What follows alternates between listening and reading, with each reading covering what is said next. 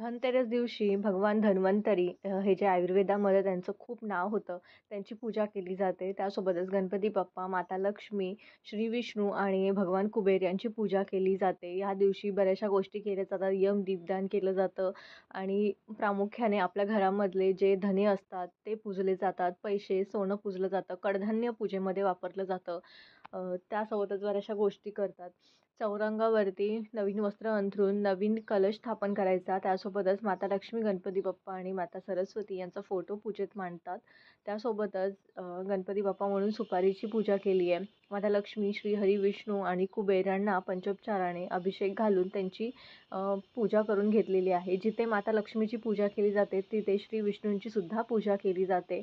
त्यासोबतच माता लक्ष्मी आणि कुबेर यांची सुद्धा पूजा केल्याने घरामध्ये आर्थिक संकट कमी होण्यास मदत होते. त्यांना नैवेद्य दाखवायचा, खडीसाखर, दूध किंवा इतर कोणताही गोड